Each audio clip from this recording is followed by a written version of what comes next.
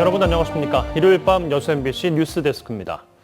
광주 전남의 코로나19 확산세가 주말임에도 불구하고 증가세를 보이고 있습니다. 광주 전남 방역당국에 따르면 광주에서 937명이, 전남에선 908명이 양성 반응을 보이면서 어제 하루 1,845명이 신규 확진 판정을 받았습니다.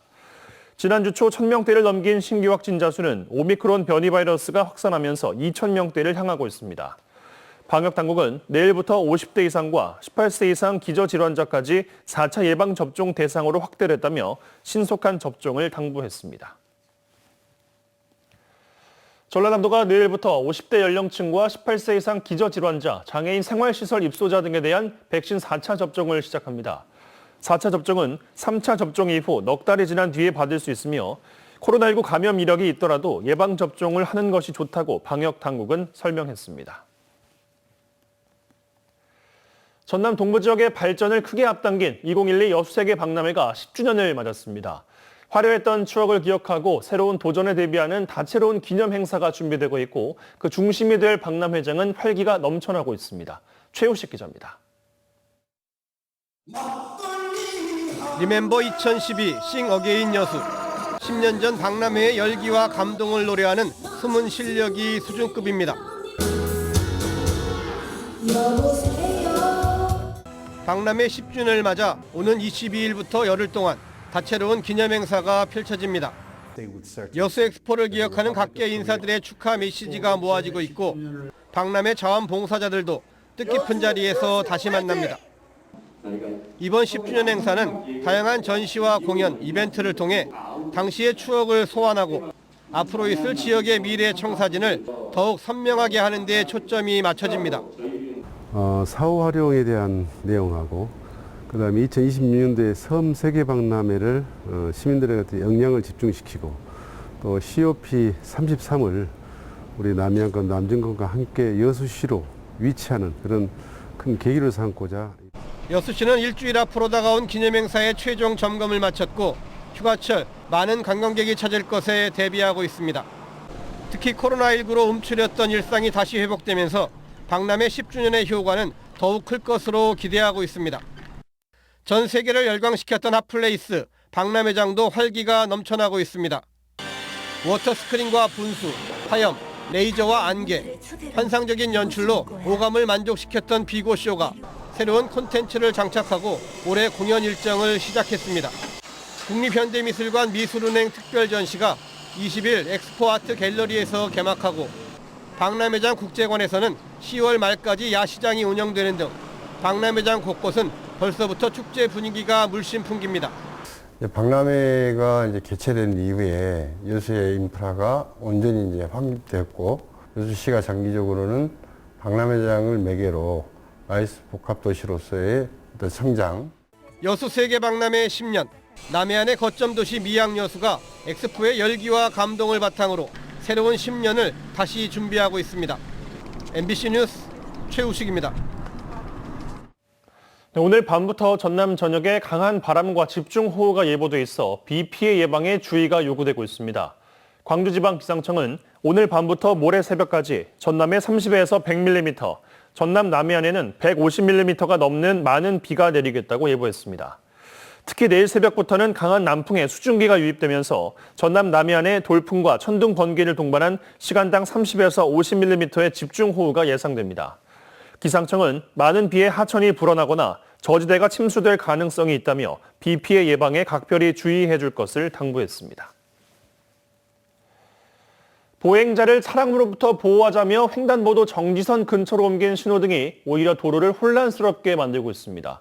정지선을 칼같이 지키면 오히려 교통신호를 확인하기가 어려워지기 때문입니다. 양정은 기자가 취재했습니다.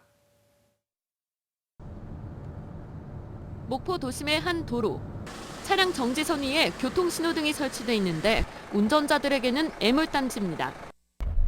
정지선을 잘 지켰지만 신호등이 보이지 않습니다.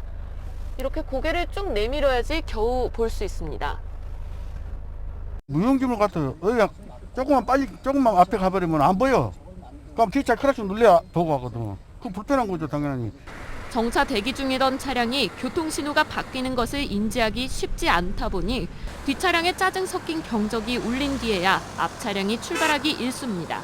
과거에는 교차로나 횡단보도의 건너편에 신호등이 주로 설치됐었습니다.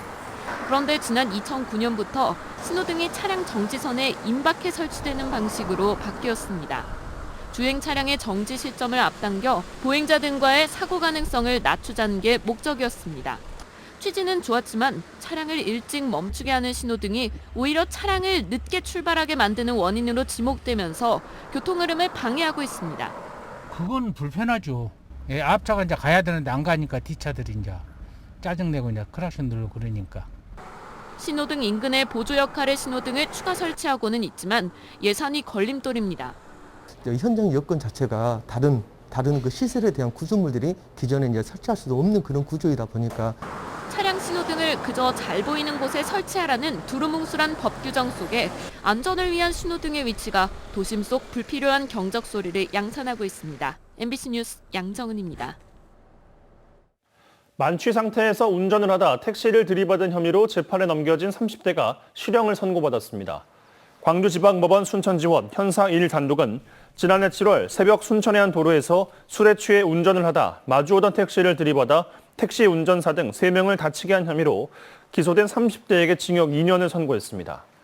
형사 1단독 판사는 사고로 차량이 심하게 파손돼 매우 위험한 상황이었던 것으로 보이는 점과 일부 피해자와 합의에 이르지 못한 점을 비춰볼 때 엄중한 처벌이 필요하다며 양형 이유를 설명했습니다. 오늘 새벽 1시 35분쯤 강진군 도화면의 한 편도 1차선 도로에서 네팔 국적의 외국인 노동자가 몰던 1톤 화물차가 마주오던 승용차와 충돌했습니다. 이 사고로 두 차량에 탑승돼 6명이 다쳐 병원에서 치료를 받고 있습니다. 경찰 조사 결과 외국인 노동자는 면허 정지 수준의 음주 상태로 운전을 하다 중앙선을 넘어 사고를 낸 것으로 드러났습니다. 8월 말까지 매주 금요일 야간에 음주운전 일제 단속이 실시됩니다. 경찰은 휴가철 음주운전 확산을 막기 위해 자치경찰위원회와 협조해 음주운전 집중 단속을 추진하기로 했으며 피서지 주변과 유흥가, 식당과 고속도로 진출입로에서 단속할 계획입니다. 경찰은 코로나19 재확산을 감안해 비접촉식 음주 감지기를 활용하겠다고 설명했습니다.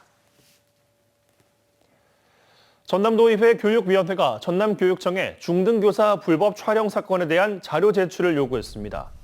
전남도의회 조옥현 교육위원장은 전남의 한 중학교 교사가 동료 교사의 사생활을 불법 촬영한 혐의로 형사 입건됐다는 MBC 보도와 관련해 최근 신한교육지원청을 방문해 진행 경과를 보고받았고 학교 관리자 2차 가해 의혹에 대해서도 살펴보겠다고 밝혔습니다.